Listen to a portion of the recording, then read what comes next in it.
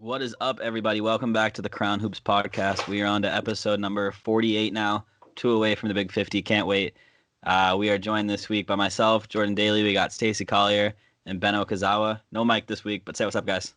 What's up, everybody? What's going on? Mike is too busy watching the Lakers game. Obviously, we expect nothing less. We just picked a bad time to record, to be honest. But Mike, go Lakers, I guess. I don't know. But let's get right into that with the Lakers and the Heat. Lakers are up 2-1. They're obviously playing right now as we are recording this. It's Tuesday night. Last we checked, Lakers were up a couple points, and it was a relatively close game. Mm-hmm. But let's kind of talk about, the finals so far and what everyone's thinking. Stacey, as the LeBron/Lakers fan and LA native, how you feeling about this? Well, it's still kind of weird to be known as an LA native, but let's go ahead and get right into it. The Lakers pretty much dominated the Heat in the first two games, and then the Heat in the third game were up most of the game, pulled away at the end, and as of right now, the Lakers are only up by 2 points. It's going the way that I expected to go.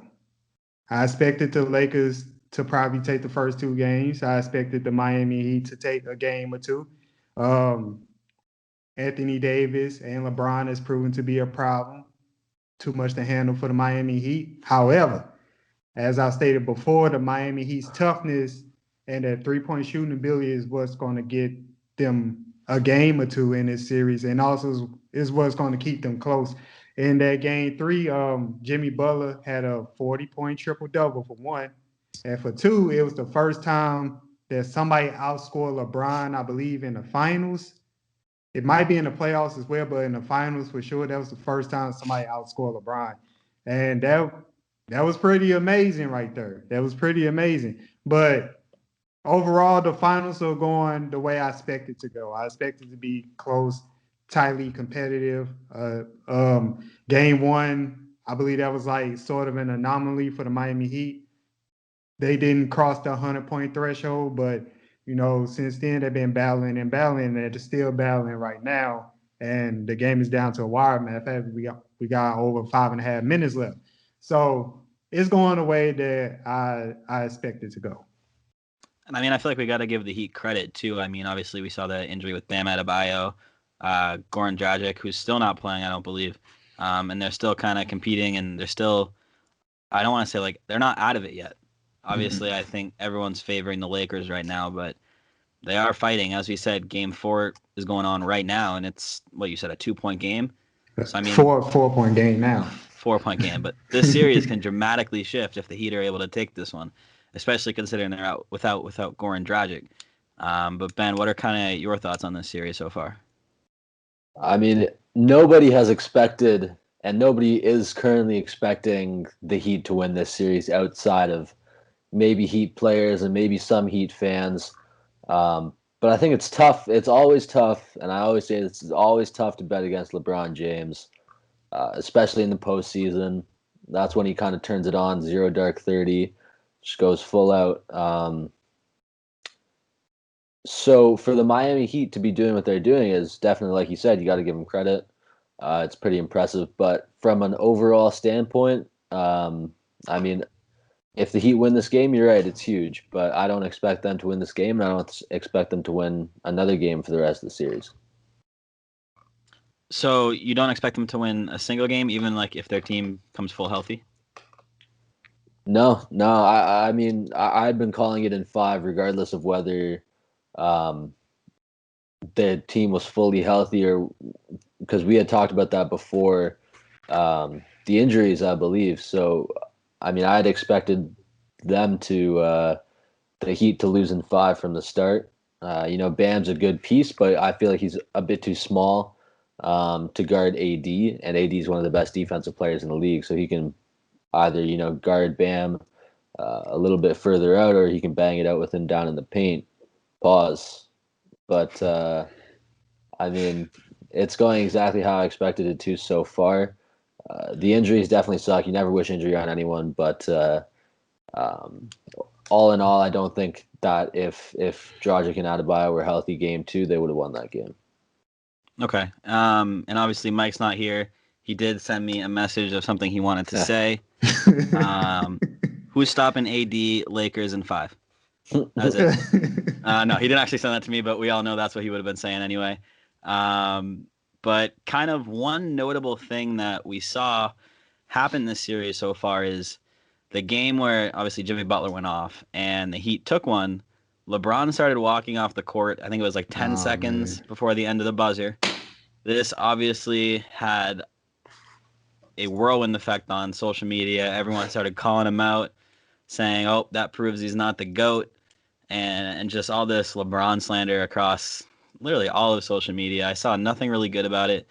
I kind of want to hear your takes on that. Do you think it's, the wrong move on his part? Do you think it affects his GOAT debate whatsoever? Or is it just him leaving a game that was over to begin with? Ben, we'll start with you this time.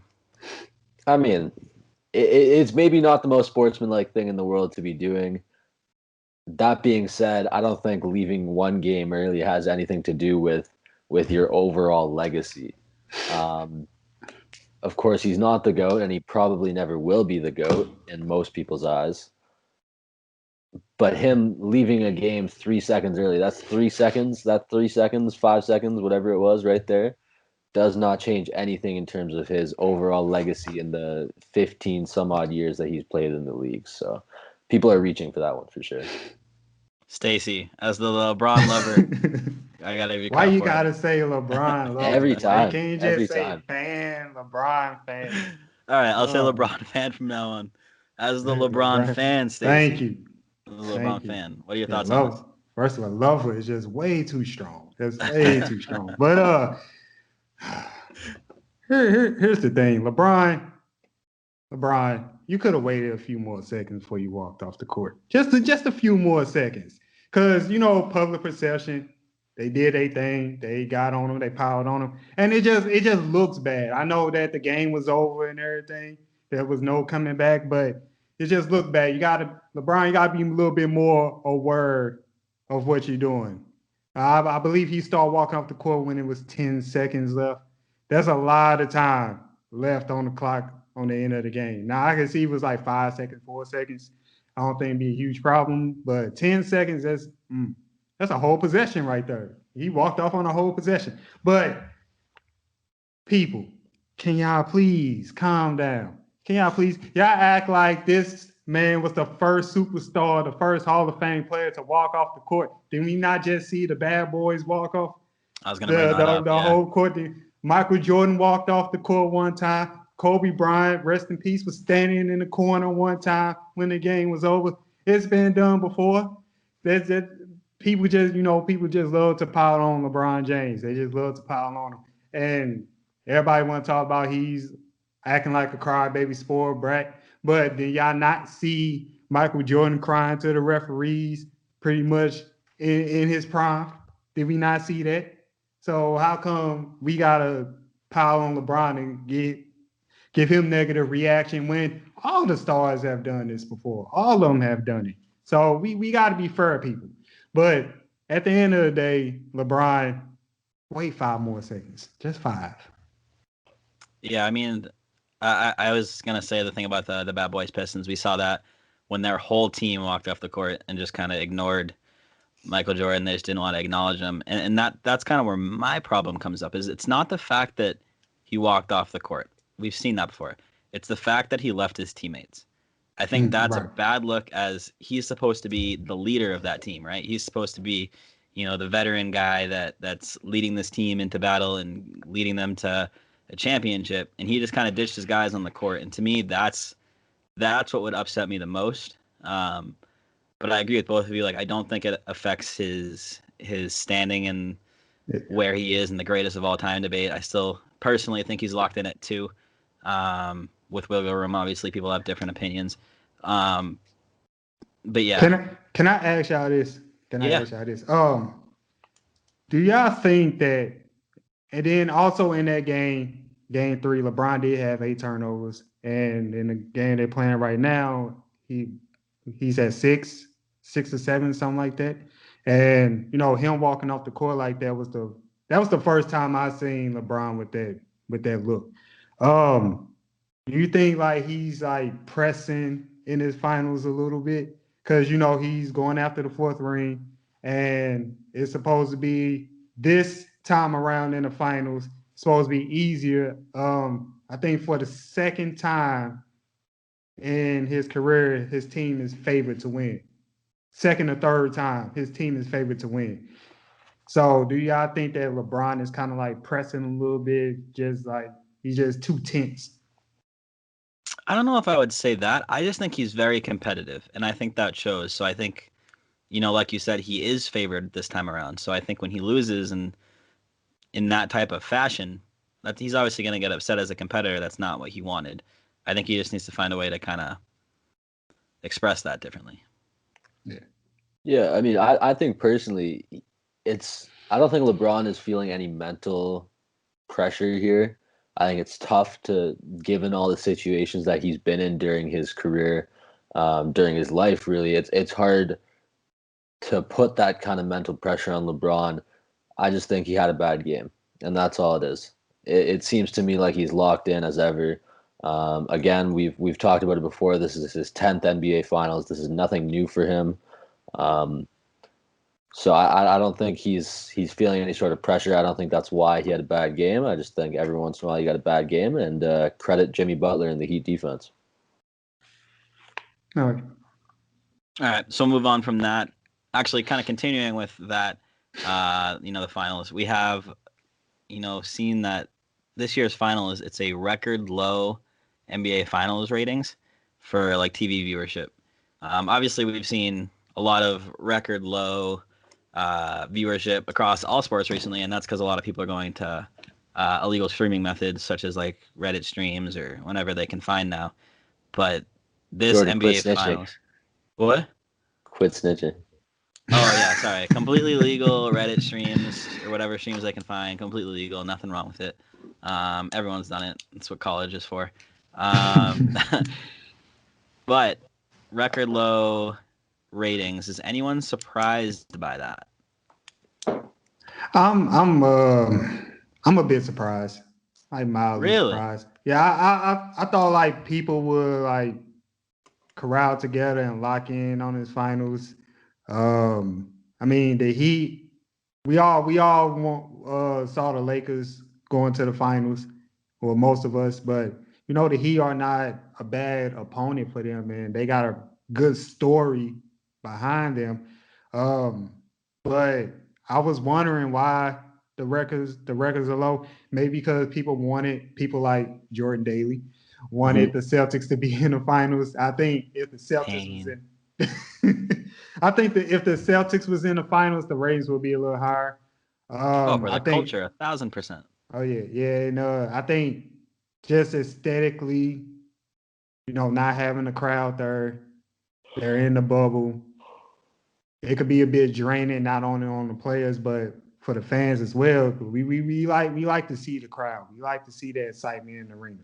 So I think that element has affected it, and I think the political aspect of what's going on in the bubble has affected ratings as well. We got people for some reason beyond reasoning that don't agree with the NBA pressing forth different messages surrounding, Black Lives Matter and social justice. So in a way, they could be protesting the NBA, which I found very stupid. But I'd agree. But that I think that has something to do with it too. Like for instance, before we start recording, me and Jordan, we was talking about a little bit how Mark Cuban going back and forth with Ted Cruz about the ratings. And we got, different political figures are piling on the NBA about the low ratings. So I think all that got something to do with it. I definitely agree that that's part of the reason, but I feel like that would have spread throughout the entire playoffs because I'm thinking back to when I don't know if call it a boycott, a walkout, whatever it was, when the Bucks refused to play that game towards the beginning of the bubble. I feel like the ratings would have been at an all-time low starting then. So to me, I find it strange that it's just now. I mean, in my opinion, I think on top of all what you said, I think it's also because, people look at this matchup we have LeBron James, Anthony Davis, and the Los Angeles Lakers with Jimmy Butler, a bunch of underdogs, and the Miami Heat. People are just going to assume it's going to be this massive blowout game after game. And I would say the majority of those people haven't been watching the Miami Heat play so far in the playoffs. I mean, we didn't expect them to beat the Bucks. They did that. We didn't expect them to beat the Celtics, aside from Stacey. They did that. No one expects them to beat the Lakers. But they're down 2-1 and in a close game 4 right now. So, I mean, they're obviously proving that people should be watching these games and they're demanding the respect they need. But, Ben, what are your thoughts on kind of these low ratings? I mean, it's the same thing Stacey said. Personally, I'm glad the Heat made the finals because I love a good underdog story. But at the same time, if the Celtics had made, and we can all agree on this, if the Celtics had made the finals, it would be a whole different storyline that people would be tuning into. Not just, older people would be more invested in that storyline, but even, people our age who've seen the 2009, 2010 NBA Finals, and just even heard about the Larry Bird, Magic Johnson matchups and rivalry. So it would be a whole different storyline if the Celtics had made it, something that people would be a lot more interested and invested in. But at the same time, it's just that the Heat aren't as competitive. They don't have that same, not that they're not as competitive, but they don't have that same level of excitedness among fans that most other teams have. Fans don't really, and they're down 9 with 40 seconds left right now, so it looks like they're going to go down 3-1. But people just don't have that same expectation for them to put up a real serious fight against the Lakers that teams like the Bucks or the Celtics would have had those expectations.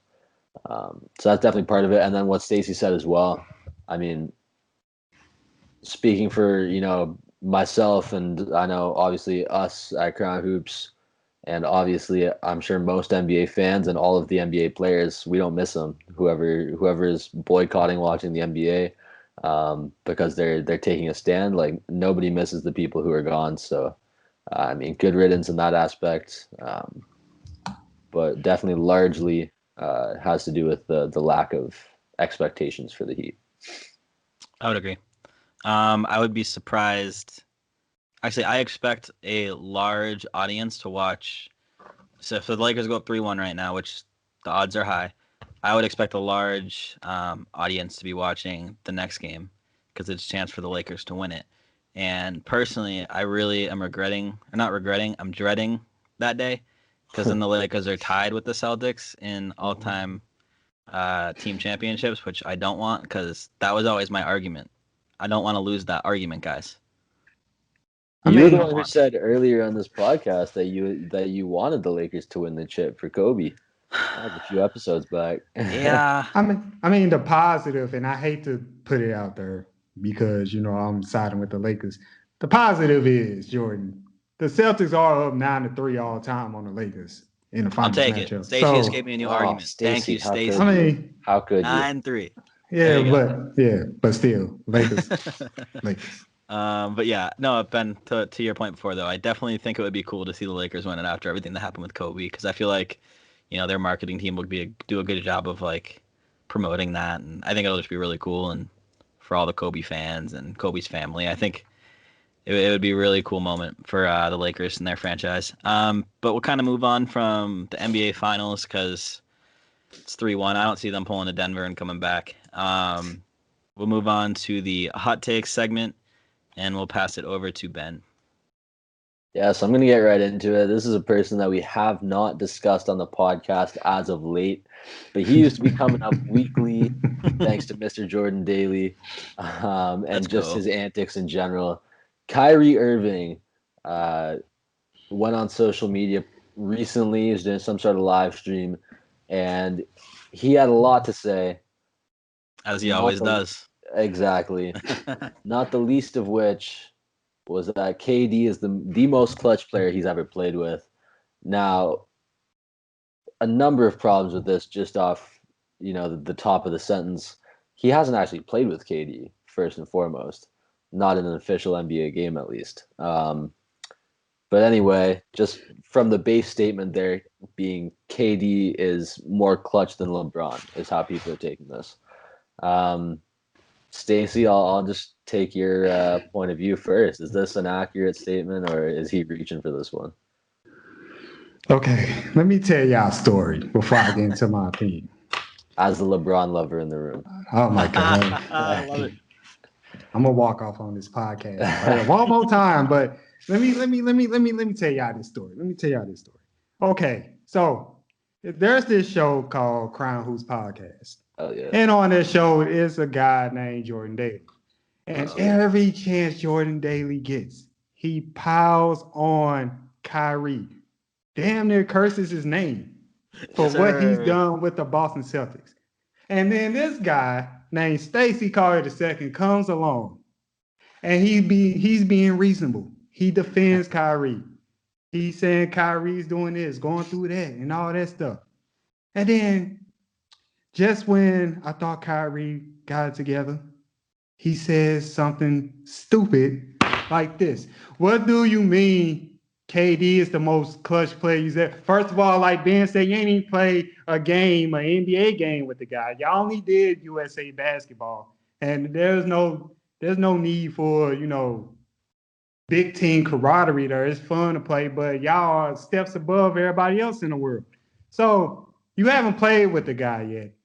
Then did you not forget that you was a Cleveland Cavalier? Did you forget that LeBron had the clutch block in the finals? Did you forget about that? I think that Kyrie he's just trying to, it seems like he's just trying to just separate himself and put himself on a level where he hasn't proved that he's there yet. He hasn't proved that he's there. He's just trying to prove that he's a clutch player and all this stuff. I get that, and he's a fantastic player. But Kyrie, outside of playing with LeBron, you really, what has he really done? Let it out, Stacey. What has he really done? The Boston Celtics, okay, the last 3 years, Kyrie has stepped his play up. He has been more efficient, has been averaging more assists. However, you were missing in action with the Boston Celtics in the playoff run. You were mixing in action most of the year with the Brooklyn Nets. I mean, like, I don't say it louder for the people in the back. Kyrie when it comes to basketball, I appreciate his stance on social justice issues and what the NBA is doing, and he has done a fantastic job with that, by the way. And also, wasn't that him that donated that $1 million to the WNBA? To the WNBA to play? Yeah. Now, fantastic. But when it comes to basketball, Kyrie, when it comes to basketball, just don't. Yeah. Just don't, Kyrie. That's all I gotta say. Is there like an opposite of shut up and dribble? It's like don't dribble, speak. Is that what I mean? I don't know what. Like, I don't know what basketball is just questionable for him. It is. Yeah. Stacey, welcome to the club, man. We've been expecting you. It's nice to have you. Hey, listen, before I let Jordan absolutely destroy Kyrie's whole personality, I just do want to agree with you, Stacey, that he's been doing great things as far as being a leader in his community, donating to the WNBA, taking a positive stance on social justice, and kind of putting his foot down and being a vocal leader as far as all that. But I definitely agree that when it comes to talking about basketball and decision making in general around his NBA career, there's been some questionable moments. So Jordan, I'll kind of let that segue towards you. I'm excited. No, but like, first and foremost, like I definitely agree with both of you guys. Like off the court, he's been doing phenomenal things for WNBA, social justice, all that. So props to him for all that. But man, I've been telling you guys this for 3 damn years. 3 painful years. This man is out of his mind when it comes to basketball. And that was 1,000% a shot at LeBron James, Stacey. I just want you to feel that for a second. That was 1,000% a shot at your boy LeBron James. This man's out of his mind. No. That's enough. enough said. I'm good. Fair enough. So I'll just transition into the next hot take there. It's Stephen A. Smith on First Take saying that between Joel Embiid and Ben Simmons and the other duo of Kawhi Leonard and Paul George, Doc Rivers is going to have an easier time coaching Embiid and Simmons. And I'll talk a little bit more about Doc's relationship with Kawhi and PG a little bit after. But first, Jordan, I want to ask you, Stephen A. said that Embiid and Simmons are going to be easier to coach than Kawhi and PG. Do you feel that that's true, or do you take an opposite stance on that? I mean, so I see two sides to it, and I can see both sides here. So right, I'm looking at side A of agreeing with Stephen A. where Embiid and Simmons are the younger players that may be easier to mold a little bit. They've been playing with each other for a while. They have that experience together. So, it may be easier trying to coach them. Whereas, going to the Kawhi, Paul George side of things and flipping it, I can also see why it would be easier to coach them too. Kawhi is kind of a quiet team first guy. Paul George has never really had an attitude problem. They're both great players, and you just expect you throw them on the court and they win games. But I also see the opposite side to both those. You have two budding superstars, and Embiid and Simmons. One of them is going to want the spotlight, so they may be fighting there and some kind of going at it to see who's going to be the number one guy. And as they butt into those superstars, there's going to be egos to check at the door, and he's going to have to handle that.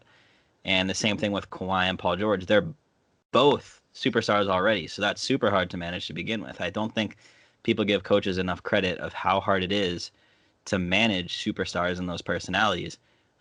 We've seen it with, even Brad Stevens in the Boston Celtics. It's starting to show that he's kind of struggling to do that. I can see both sides. At the end of the day, though, I'll agree with Stephen A. here. I'll agree with Stephen A. A rare agreeance with Stephen A. Stacey, what about you? I agree with Stephen A. too. I think it'll be much easier him coaching Embiid and Simmons. And I say that because I think Doc Rivers, his strongest suit as a coach is molding young minds, molding players that are on the cusp of being superstar or being great, and corralling them, getting them together. I don't think Embiid and Simmons going to have an ego problem. I don't think they're going to have a superstar problem, because I think Doc Rivers commands that much respect, and he does a great job molding a team together, putting them together. I thought that, in hindsight, I thought that him coaching the Clippers with Paul George and Kawhi Leonard was, very difficult, because you do got two superstars. If you look at Paul George as a superstar, but you got two superstar caliber players, one just coming off a championship, one in Kawhi Leonard, who it was a process, to say the least, to get him there with the Clippers. So, yeah, Kawhi is a quiet guy, but he probably commands a lot. And we saw that play out in free agency. And then Paul George, I know Ben, you're going to say something about that, but that's not the easiest circumstances to coach Paul George under. And I'll let you get into that, Ben, but overall, I think Embiid and Simmons will be easier for him to coach, because they're not complete projects yet. Okay. Yeah, okay. So I disagree with you guys on a fundamental level. If you just look at Kawhi and PG, both, pretty low-key guys, but at the same time very talented. They both play both ways really well. They should be easier to coach. And the only reason I will say, I'm not saying Embiid and Simmons will be hard to coach in any way. They don't really have attitude problems either. And I think they're both at the stage in their careers where they're not worried about individual stats. They just want to win. So I'm not saying they're going to be hard to coach, but personally, on a fundamental level, on a base level, I believe that Kawhi and PG would be easier to coach. For Doc Rivers specifically, though, if I were to put myself in his shoes, given the fact that Paul George, if you're watching this and you don't know, Paul George was dating Doc Rivers' daughter cheated on her with let's call her an exotic dancer, got said exotic dancer pregnant, and now they're together, and he's raising the child with said exotic dancer. And this all happened prior to Doc Rivers, to Paul George going to Los Angeles and being coached by Doc Rivers. So just putting myself mentally into Doc Rivers' shoes, I would never be able to be that big of a man to the point where I could just do my job, be his coach, see him every day, 6 days a week, coach him during games, honestly, coaches are usually like father figures to these guys. So I would not be able to do it. All respect to Doc Rivers for being the bigger man in that situation. But for that reason and that reason only, I 100% agree with Stephen A. Embiid and Simmons will be easier for Doc Rivers to coach. But before Paul George and his girl block me on Twitter, I'll just let Jordan get back to it with the rest of the podcast.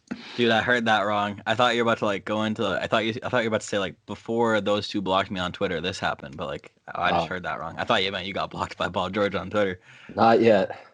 Not yet. Oh my God. Do you guys think that actually caused a problem with Doc Rivers coaching, or do you think he just completely ignored that fact with Paul George? He had no choice but to ignore it, because if he didn't, Paul George might not be in the best of shape. So, do you think they talked about it at all? Listen, this happened. Let's move on. They either talked about it, hashed it out, or both of them completely ignored it. Yeah, they just tried to play it out. Yeah, they swept it under the rug. Oh, that's so uncomfortable. But anyways, we'll move on. Obviously, the next talking point, we should have done this different order, but Doc Rivers is now the head coach at Philadelphia for the 76ers, now requesting to be called Glenn Rivers out of respect to the great Dr. J. So I guess we'll have to learn to call him that now, which will be a learning curve. But kind of what are your thoughts on that signing? Do you think it'll actually help Philadelphia? Do you think Brett Brown was part of that problem there in Philly? Or you think Doc Rivers can lead him to the promised land? Ben, we'll start with you. I mean, honestly, I think Brett Brown. I like Brett Brown. God bless you. I like Brett Brown. Thank you. I think he should have been fired probably a little while ago. There's just a lot of things happening. I know Jimmy Butler had issues with him.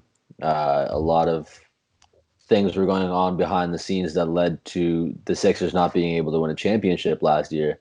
And they most certainly had the talent to do it. I mean, you talk about a starting lineup of Ben Simmons, J.J. Redick, Tobias Harris, Jimmy Butler, and Joel Embiid. They should easily have beat an injured Golden State Warriors team. Missing Kevin Durant, missing DeMarcus Cousins, towards the end of the finals, missing Klay Thompson. So if they had made it past the Raptors, they would have easily won a finals. And I think if they had kept that lineup together, they would be in that position this year again to be competing with the Lakers for a championship victory right now. So I think change is a good thing. I'm shocked that he's Glenn Rivers now. That's going to be tough to get used to. But I think he's good for that team. Obviously, Joel Embiid already stated that he has a ton of respect for Doc. Same thing with Ben Simmons and all those young guys there. Definitely can look up to Doc Rivers as a championship-winning head coach, like an all-time great player as well. So hopefully the Spurs change in Philadelphia, because honestly, even though I wish them no success ahead of the Toronto Raptors, I do like Embiid and Simmons out there. So hopefully the Spurs some change and they're not just stuck in the 6th seed forever.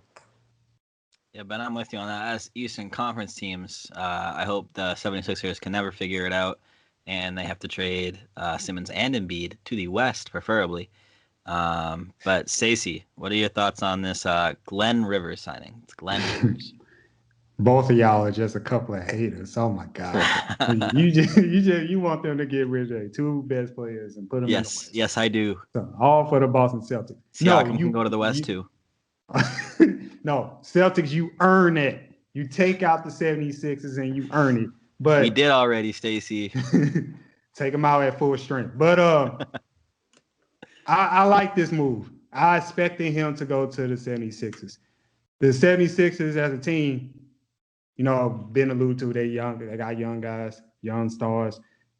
This is the type of coach that they need. I don't think that they respected Brett Brown just because of what happened with Jimmy Butler. JJ Redick ended up leaving. And then when you try to get Ben Simmons to shoot a three, when you the coach and you tell this man, shoot more threes, shoot the ball, and he doesn't do it, that's a problem.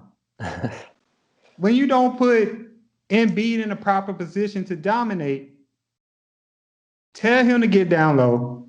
Tell him to stop selling for jump shots. But when he keep doing it anyway, that's a problem. That's on you as a coach. That means you never had these guys going. So from that aspect, I'm glad they got rid of Brett Brown. Even though I think he's a good coach, he's not the coach that they need. And Doc Rivers, like I said in the last segment, he's going to get them together. He's going to coach them up properly. He's going to have them in position to compete in the East next year, which will be it is going to be a lot harder, but I think that Doc Rivers can get the job done. I think that this is just the first step, is not the final step for the 76ers. They got to retool their roster a little bit, because I think next year, if they go in with the same roster, they're going to get similar results. The only difference is they might get a higher seed this time around. But I got to see what they do in free agency, and then I give my full evaluation of that. But this is a great start for the 76ers. They got the coach that they need in her. So I'd be lying if I feel like I got to say this. For selfish reasons, a part of me, a small part of me, very deep inside of me, was slightly hoping that Doc Rivers would make a return to Boston. Like I said, very, very small part of me. I mean, he made it work in 08 with the whole dream team and the Ubuntu team first mentality. And I feel like that's what we could have used this year. And I feel like we could use that going forward as Jason Tatum and Jaylen Brown will continue to emerge as superstars, with Brad Stevens not really proving that he could manage all that. So part of me definitely wanted to see Doc Rivers come to Boston. And as a Celtics fan, it really stings to see him go to Philly, because over the past couple of years, there's been a little bit of a rivalry brewing. Kind of calmed down this year, mainly because Marcus Morris had a big part of that fighting kind of mentality thing, whatever you want to call it. But there's definitely still a rivalry at Philly. I feel like we'll be competing with them for many years to come, just as well as I think Toronto and Miami now, which I didn't see before. But I think it's a good signing for Philly. I hate to admit it, because I don't want Philly to win or do well whatsoever. I'm a hater. I know that. But speaking of other coaches, we have Tyronn Lue, former NBA champion with LeBron James and the Cleveland Cavaliers. He has a potential signing with, Stacey was telling us before the podcast, either the New Orleans Pelicans or to replace Doc Rivers at the LA Clippers. Kind of wanted to see your thoughts on that. Do you think he deserves a head coaching role? Do you think he'll end up taking one of those roles? Stacey, we'll start with you. Yeah, he deserves a head coaching role. When Steve Nash gets hired and he has no experience, when he gets hired as one of the most lucrative jobs in the Brooklyn Nets, Tyronn Lue better get a spot somewhere. And But I want to interrupt real quick and say that Steve Nash's signing was like very controversial among like everyone. So continue. Yeah, it was. So yeah, in that regard, he does deserve a shot, and he won a championship. He won a championship. If I had to make the choice for him between the Clippers and the Pelicans, Clippers, because first of all, he's already there. He was there this past year, and so he's seen what Doc Rivers did and what Doc Rivers, what he did right and what he did wrong. He's seen how things played out, how things unfolded, and I think that Ty Lue should have, or he probably did, take mental notes and retooled the roster's mentality to his liking. I think he did a tremendous job with the Cavaliers and managing that whole situation, because whenever you have LeBron on your team, it's going to be tough as far as like the media, the headlines, negativity, et cetera, et cetera. It's going to be tough, and for him to manage all that and win a championship is very, very, very, very good. And I think he can do the same thing with the Clippers. He's a very well-liked coach. All the players like him.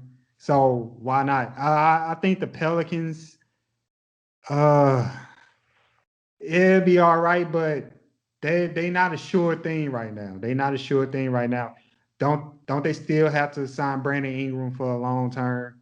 And then they still trying to figure out what's their plan for Zion and et cetera, et cetera. So the Pelicans still got a lot to figure out, even though they should be on the up and up. But if I was Ty Lue, I'll stay with the Clippers and take their job. So I have questions for you. So you mentioned that Ty Lue won a championship with LeBron. I got to play devil's advocate here. Did he actually win the championship? Because we saw multiple times LeBron James into those timeouts with the clipboard calling all the shots. So do you think he still was the coach? He was on the bench. He was getting courtside seats every night. Was he the coach, though? He still was the coach. I mean, that's the dynamic between a superstar player and a head coach. I'm pretty sure there was times where Phil Jackson and Michael Jordan didn't agree on the play. Well, we seen it in the documentary with Scottie Pippen didn't agree with Phil Jackson on the play in the playoffs, and it worked out in Phil Jackson's favor. Not for the team overall that got eliminated, but still, we seen that dynamic. We seen, I'm pretty sure Kobe and Phil Jackson had disagreements. I'm pretty sure Larry Bird had disagreements with his head coach, and et cetera, et cetera. There's just the dynamic, the relationship between a superstar and a head coach. There's going to be like some disagreement. There are going to be times where the coach trusts the superstar in that moment to make something happen. So I think that's kind of normal. So I definitely agree with you on those points, all those big name guys. But to counter that, all those guys were vocal leaders on their teams. They were the clear leaders on that team. You look at the Clippers, Kawhi doesn't talk. Paul George isn't really a vocal leader either. So like that's kind of my hesitation there is I really don't see Kawhi Leonard or Paul George stepping up and taking the clipboard and taking control of the team. Do you? Yeah, I'm going to have to agree with you on that. I don't see it right now. Maybe in free agency they can bring in somebody that got that leadership mentality. But yeah, but between them two, I don't know who's going to emerge as that leader. Patrick Beverly, man. Nah. I could see that. I could see that very much. But that's also up to Kawhi and Paul George letting him be that leader. I know, I was more so joking just because he definitely is very vocal and he is a leader in certain aspects. He's just not a leader in terms of talent or actual production. Yeah, that's the problem. But I don't think a leader needs to do that. I think a leader, you look at the Miami Heat, Udonis Haslem's coaching from the sideline. When was the last time he played in a game? That's a good point. But that's Jimmy Butler's team, though. Agreed. I agree with that. He's the best player on that team. That's Jimmy Butler's team. But Udonis Haslem's on the sidelines, motivating these guys, telling them what they need to do. And I think that could be Pat Beverly's role on a Ty Lue team. I think he would do a good job with that. I kind of think Pat Bell kind of annoys them low key, just a little bit, just a little bit. He's a winner. He's a computer. I respect him very much. And that means a lot if I say I respect someone that's not on the Celtics. So, but Ben, what are your kind of thoughts on Ty Lue? Where do you think he's gonna go? First of all, I think the Clippers would be definitely a really good spot for him. Obviously, he's already stepped into a very, let's say, fortuitous role when he joined the Cavs midway through the season as their head coach and ended up winning a ring with them. After all the groundwork had already been laid and he had all those, very talented, he had the talented roster, he had the talented veteran leaders in LeBron James, Kevin Love. So he's stepping into a very similar situation now, I believe, if he becomes the Clippers head coach. He's an assistant already with the Clippers. And I agree with Stacey. I don't think the Pelicans would be that good of a fit for him. So I think the best fit for Tyronn Lue right now out of the available positions would be the Clippers. However, at the same time, I think we're seeing a huge sort of just merry-go-round, let's say, of head coaches in the NBA. You see Mike D'Antoni leave Houston. He has another job within a week. You see Doc Rivers leave the Clippers. He has another job within days. You know what I mean? It's just we're just seeing the same cycle of head coaches go round and round. And I think at some point you guys start giving look at how well it worked out for the Suns. They pick up Monty Williams, never been a head coach that I know of, but he does have extensive coaching experience, and he hadn't had an opportunity like that in a long time. And look how well he did with the Suns. And now he's signed to a 5-year, whatever, $100 million, something $1 million contract. You know what I mean? So I think it would be very, very cool to see Becky Hammonds get an opportunity. I mean, the Clippers, our writer Celeste wrote an article on why she would be a good fit for the Clippers. So go check that out if there's anyone watching this. But I mean, I just want new people to get opportunities, which is why it was cool to see Steve Nash, although he had no real coaching experience and probably didn't deserve that spot. I think it was cool to see him get a position like that just from an experimental point of view, because Doc Rivers, when he stepped into his first coaching role, he didn't really have experience. Bill Russell had been a head coach in the NBA before, after his playing career was all said and done with. You look at guys like Jason Kidd, who never really panned out as a head coach. Ty Lue, Luke Walton, you know what I mean? Guys like that. And they may not be the best coaches, but it's always fun to see that. And it's always fun to see someone new. Right now, we're just seeing, like I said, a merry-go-round. It's all the same head coaches getting fired, getting a new job the next day. You know what I mean? So I would like to see some change within the head coaching circle, for sure. Yeah, that's a good point. I mean, hell, look at Eric Spoelstra leading his team to the NBA Finals. That dude was a video assistant for the Miami Heat starting his career, and now he's the head coach and has multiple championships under his belt. But in terms of the Pelicans, if I'm a head coach, I'm staying far away from that team. I want nothing to do with them, and here's why.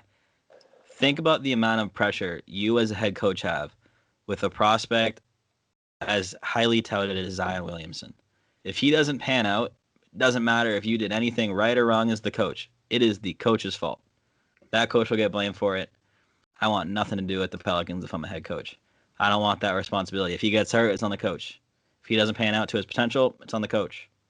I don't want the coach. I would not want to coach there. I feel like, they're going to have such high expectations having that young squad, that young core, and it's a pretty good young core. I mean, there are arguments that they should have made the playoffs this year. I don't want that responsibility. I don't want that pressure on my shoulders. So I think they're going to have a little bit of a struggle finding a coach, unless if they can find a more experienced coach that's willing to take that on, like Mike D'Antoni, for example. I really think they're going to struggle if they can't get a more experienced guy, because I don't think a new coach would want that. That's way too much pressure for them. I think they'll struggle trying to find a team for a coach for that team. Sorry.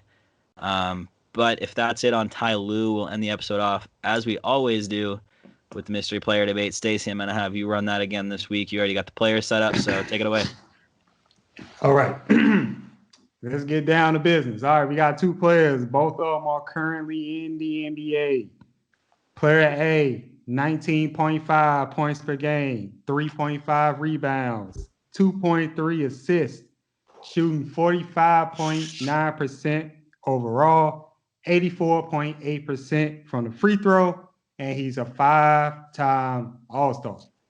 Player B, 20 points per game flat, 4.4 rebounds, 3.6 assists, 45.8% overall, 82.9, might as well just say 83% from free throws, and he's a 4-time All-Star. Who you guys rather have, player A or player B? Quick question: do you have positions or minutes per game? Both of these players are shooting guards. Do you have minutes per game by chance? Both of these players they have prominent starting roles, so they're gonna be on that floor over 30 minutes. Wow. I mean, I'm just gonna off the top say player B, averaging more points, rebounds, assists, virtually the same from the field. And I'm not worried about him having one less All-Star appearance because he could be in the West and player A could be in the East, and we all know how much easier it is to be an All-Star in the East than in the West these days. So that's all I'm going to say on that. I think player B leads in most stat categories here, virtually shooting the same from the field. I'd rather have player B. Yeah, looking at the stats, obviously player B leads in everything except for the All-Star. Player A has one more All-Star. So the thing that I want to question, if you can tell me this answer, Stacey, are players A and B on a winning team or a losing team? Because that matters a lot to me. All right, here's the breakdown. Are we talking about this year, or are we talking about overall? Overall, throughout their career, generally, are they a winning team or a losing team? Both of these players have been on winning teams throughout their whole career. Majority of it? Yeah. And here's one hint. Both of these players are in the West. Okay. But you said they're both shooting guards? Both of them shooting guards. Both of them are in the West. Okay. Who do you think they are? I feel like this is tough not knowing like total team records because I feel like player B may be the better player, but on a slightly better team, right? So I feel like you're playing mind games with me, Stacey. I feel like this is one of the mind game things, right? So in my opinion, I feel like player A is gonna be like more known as like the better player out of these two, but he just has like more competition on his team. And you're just throwing us off with these stats on player B. So because of that, I'm gonna take player A. Oh no, I'm gonna take player A. I Hey, think you're playing mind games with me, Stacey. That's messed up, George. Is player B DeMar DeRozan? Player B is DeMar DeRozan.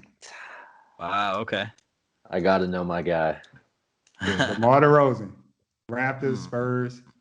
Hey, so there's a reason you didn't include 3-point percentages there, eh? Yeah. DeMar probably shooting like 30% from the. If I included 3-point shooting, y'all would have definitely knew who player A was. Did player A play in the bubble this year? In the playoffs? Is he no, not even in the bubble. Dang, okay. So he's on one of the 18s that was out of the bubble.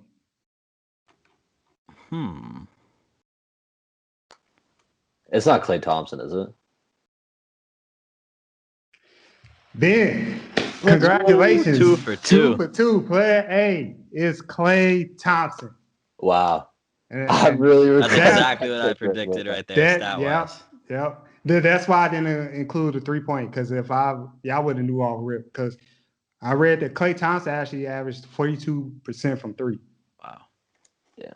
Yeah, that's exactly what I thought. I just thought player B was the better player, but on a slightly better team. And that makes complete sense now looking at, DeMar DeRozan's teams in this past. I mean, he's been one of the top players, whereas Klay has been sharing the ball with Steph Curry, Kevin Durant, Draymond Green, like you name it. He's been on a loaded team every year of his career pretty much. Yeah. Yeah, I would like to go back in time now and change my decision to player A. No, that's you don't want to stand by your boy? You don't want to stand by. Yeah, that's your boy. Listen, you put Marcus Smart stats and LeBron James stats. I'm picking Marcus's every time, Ben. Marcus you got to stand by your guy. Celtics. Marcus Smart is still on the Celtics. I mean, so what DeMar leave. So what DeMar DeRozan? You did him dirty. So what DeMar DeRozan can't shoot a 3. So what? More points, and he averages 0.1 more steals than Klay Thompson. Nice. Good to know. Sounds like victory. Yeah. Here's a fun thing that I looked up for Klay Thompson. And I spent my whole time thinking wrong. Did y'all know he played for Washington State? Yep. I don't know why I thought he played for UCLA. I don't know why that crossed my mind. Why did I think that too? That's so weird. So I'm glad I'm not the only one. I think his dad might have played for UCLA because I know his dad played. Maybe it's just the blue and yellow. I know his dad played league. He just looked good in blue and yellow. It's like his natural colors. That could be the case. Weird. I'm like Washington State, and he was there for 3 years. Curry 1,000% played for Davidson though, right? I'm not tripping on that. Yes. Yeah, I'm not. Yeah, I've seen that personally. Okay. How many times we seen Klay Thompson? I feel like I've never seen him in a college jersey. Now that I'm thinking about it. Yeah, and then I had to look it up even further because I thought I was tripping. And then at UCLA, there was actually a Klay Thompson there. But I feel like I wouldn't know that. yeah, but he was CLAY Thompson. That's so weird. Yeah, that is Washington State. I mean, yeah, I knew Klay played for Washington State, but did you see this? Well, I've seen him support other people going to Washington State in the past. He's always pretty vocal about Washington State on his social media and stuff like that. So that's pretty much the only reason I knew. I think some sort of high-level recruit went to Washington State, and Klay said something about it, which is really the only reason why I knew. I don't blame you guys for thinking UCLA, though. Yeah, I feel like it's a very Klay place to be. Yeah, I don't know why I thought that either. That's really weird.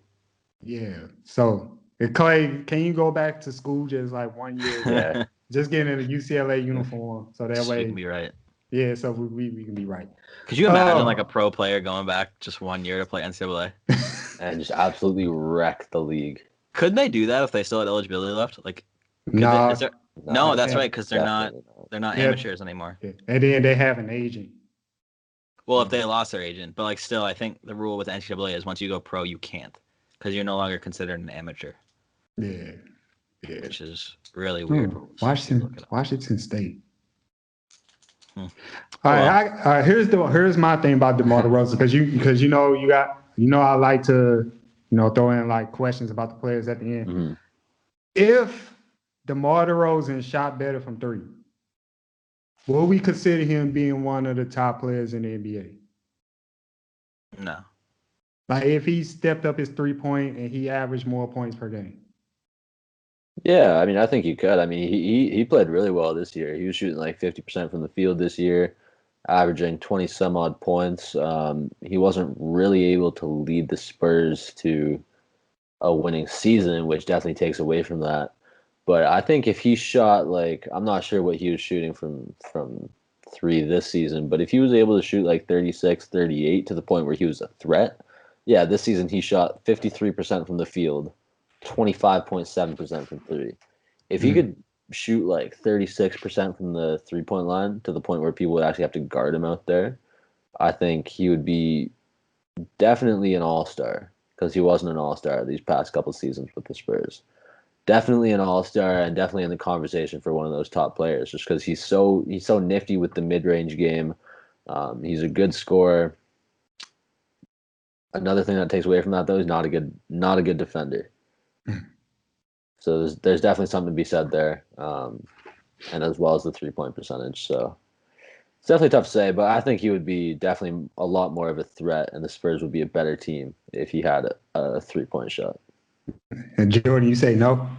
Yeah, so this may be considered a hot take, but I feel like in order for like players to be considered like great or he's that guy on a team, aside from really Kawhi Leonard, I feel like the majority of them have like a personality, a big personality, maybe an attitude.